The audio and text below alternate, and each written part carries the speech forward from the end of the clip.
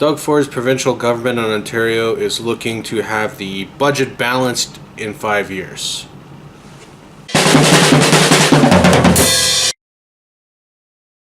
What up, everyone? In this next video, I'm going to go over the Ontario government's plan to have the budget balanced in 5 years. So let's just dive right into the article from the Globe and Mail, published on April 11th. Here you see Ontario Finance Minister Vic Fedeli with the budget document, and you see Premier Doug Ford in the background. So let's just dive right into the article. Ontario's progressive conservative government is charting a gradual path to balance its budget. Its first budget, keeping a lid on spending increases and promising to take the province into the black only after the next provincial election. Well, healthcare, education, transportation will see modest increases. Actually, let's go back to the first paragraph for a second here. Only after the next provincial election. I'm kind of curious why there's this snipe, only after the next provincial election. It kind of rings weird to me, but we'll get back to that later.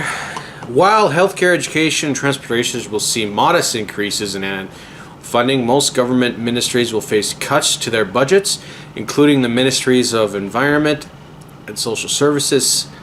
16 of 22 government departments will see their spending fall this year. Program expenses will rise over 3 years by average of 0.8% compared to 3.3%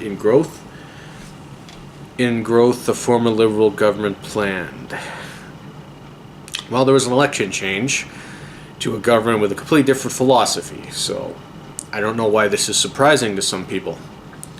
The size of the deficit was the subject of dispute between the Auditor General and the previous Liberal government. The Liberals' previous budget pegged the deficit at $6.7 billion. However, the Tories later said it was $15 billion after putting the Liberals' hydro plan and other assets on the books. In a budget that includes tax incentive for business investment, a new daycare tax credit, and an array of measures that loosen the rules around alcohol, the Progressive Conservative government is taking a measured approach to eliminating a deficit that the Tories now peg at $11.7 billion. Under this budget, it will fall to $10.3 billion by next year and hit $3.5 billion in 2022-23. The document projects a small surplus by that year. Mr. Ford has promised in the past that he would balance the books, but the PC Party platform released during the election campaign did not spell out a timeline. The province's plan, unveiled Thursday, will balance the books in 5 years. We have developed a reasonable path to balance, Fedeli said. The gridlocks, describing the plan as gridlock's approach. It can't happen too quickly, it can't take too long, it has to be just right. Now going to that quote for a minute. That's a very important quote, because you could do just as much damage to a province with doing cuts to save money, but not actually having a plan. Realistically, most of us could wipe out our own personal debts in a very short period of time. I know I could probably be debt-free in a couple of years if I lived on the street, didn't eat at all or drink at all, bathed in the Yukon River, slept in a public park, and continued to just go to work where I would realistically have no expenses. But what kind of life is that? That does not sound like an interesting life. But taxes could be, not taxes, debt could be paid off. So this shows you need to actually have a plan.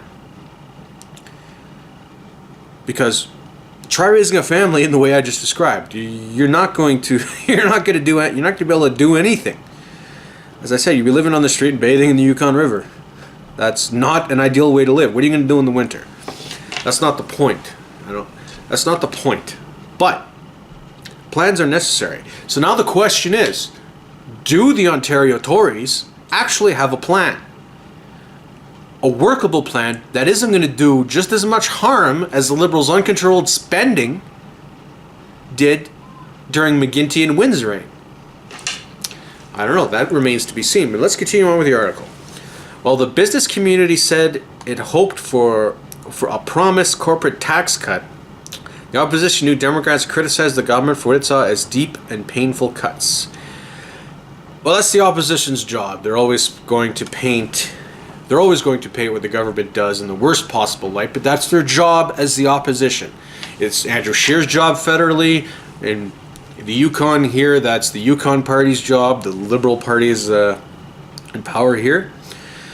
Under Sandy Silver with the Yukon Party, the official opposition, Stacey Hassard. It's his job to criticize everything the government does. In Ontario, it's Andrea Horwath, the leader of the Ontario NDP. She's the official opposition. She's supposed to criticize everything the government does. It's just how it works. Rocco Rossi, head of the Ontario Chamber of Commerce, said he was disappointed that the government did not follow through on its campaign pledge to reduce corporate taxes by 1% to match recent tax cuts in the United States. But he said the Chamber of Commerce had lobbied harder for the tax measures for business that was included in the budget. Allowing faster write-offs for investments in machinery and equipment to encourage job creation. Look, we'd love to have both, to be clear. The government has to make its own balance. They choose the highest priority. Although the overall spending will increase, it will rise at least less than the rate of inflation, which will actually mean a reduction in critical services such as health and education, NDP leader Andrea Horwath said. She warns that the budget will hurt the province's most vulnerable people, pointing to long-term spending cuts for social services and Indigenous affairs. We entered this budget expecting deep cuts, Ms. Horwath said. We didn't expect was the level of irresponsibility and outright cruelty that we're seeing in the budget. Outright cruelty. She may have a point, she may not. However, maybe when we read down further in the article, we'll see if that point is clarified at all. But forgive my skepticism if outright cruelty is going to be defined. But this goes back to my point earlier of, is there an actual workable plan? You could have a plan, like I outlined a plan that could see me clear my debt, but as you see, I was homeless and bathing in the Yukon River. This is not that. Are the cuts in Ontario the equivalent of that, or are they workable? Still no real answer. The budget revealed significant funding changes for universities and colleges, which are already working to absorb the province's 10% cut to tuition. The government is now planning to tie more than half of the institution's funding to be performance outcomes, although it has not stated what the metrics would be. Well, that is... I'm not against that. However, it would depend, of course, what the metrics are. So, saying I would support that would not be entirely accurate. It would depend exactly what the metrics are. But this isn't to say that colleges and universities, we need to have a rethink of what's going on there. How many people are studying are doing studies in fields that actually have job openings, or how many are going to study, take general arts or anything to which you will graduate and end up without a job because either there really isn't a field built around that field of study, or the industry's in trouble and there's really no jobs to be had. But that's a deeper discussion that I don't know if it should be right now in a budget video. But anyway, let's continue on. Currently, around 1% of funding for university colleges is tied to outcomes such as graduation and employment. Again, not a bad idea, but I think we should have a deeper debate on exactly what the metrics are. When the agreements between the sector and the government are negotiated next year, 25% of funding will be tied to outcomes, going up to 60% by 2024-25. Again, I like the idea. I'm not sure if those numbers are the best way forward, but We'll see.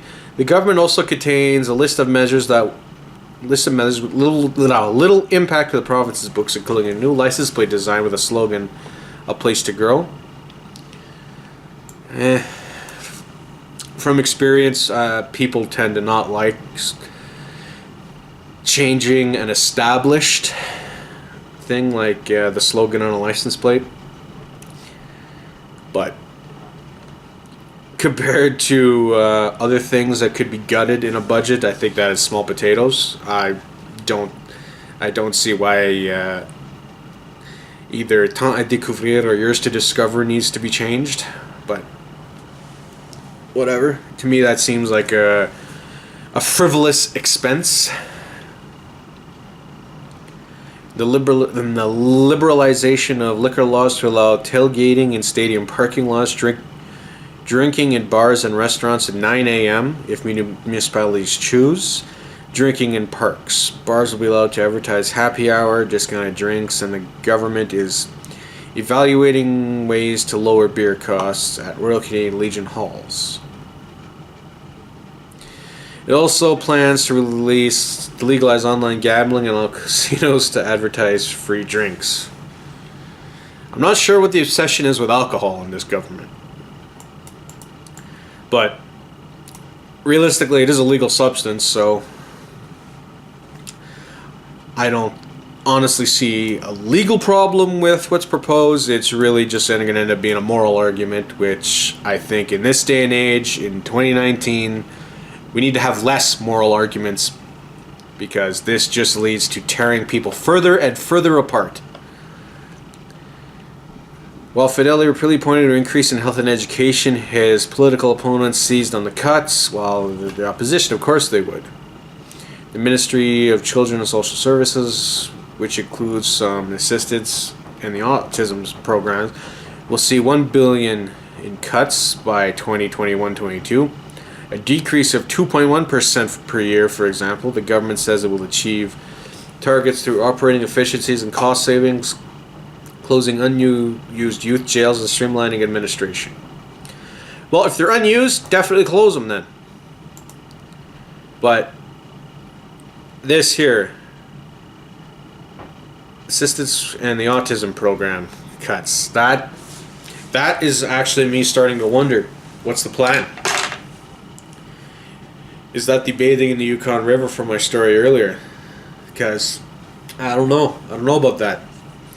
That seems like something you probably should continue, but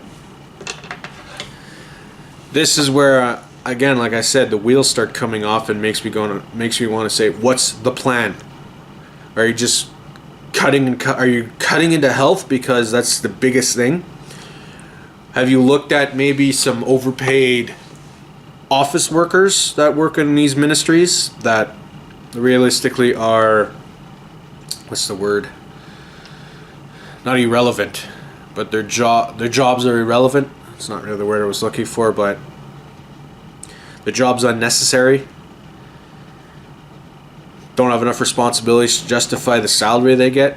Like, why not look at things like that instead of actually cutting programs?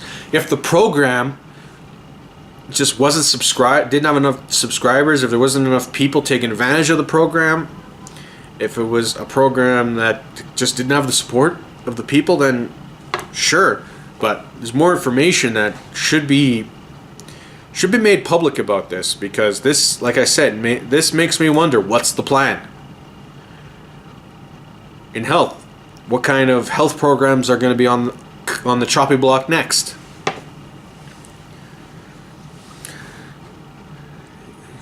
Other agencies facing major reductions include Legal Aid Ontario, will see its budget, which is supposed to be $456 million this year, slashed by 30%,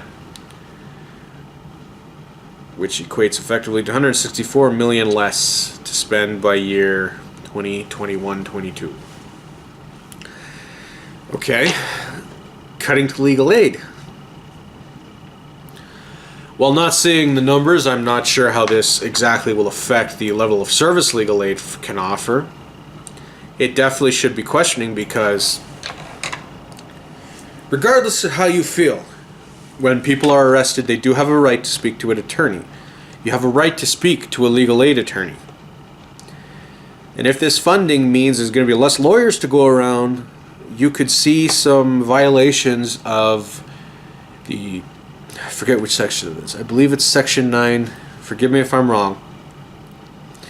This is a charter violation that I see frequently at my job as a court reporter, argued in court. That and an argument that an officer had no right to pull you over. Didn't have grounds to pull you over. But I believe this one is Section 9. The right to speak to an attorney. You may see, there's a constitutional right that needs to be upheld, and this is one that, again, makes me wonder, what's the plan? The budget includes a $90 million dental program, the budget includes a $90 million dental care program for low-income seniors, and it commits $11.2 billion in provincial money towards an estimated $28.5 billion investment in 4 rapid transit projects announced for the Greater Toronto Area this week. Okay, that last one, the Toronto area. Well, I can understand public transit in a big city like Toronto. This is where my anti-Toronto bias comes out. I'm originally from Northern Ontario. There is more to Ontario than Toronto. There are cities elsewhere that could definitely use help with public transit, not just Toronto. And this is money, I think, that could have been used to also help those other communities. Northern Ontario that could need help with their transit, or have transit options. Sudbury, Timmins, Thunder Bay. Not everything needs to be spent in Toronto.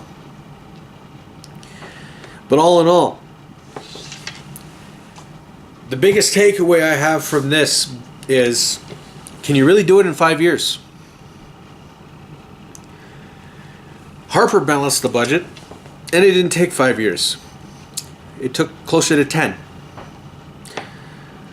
Now, I'm sure the federal government has much bigger books to balance than a province does. Even a province like Ontario, which has a third of the population of Canada.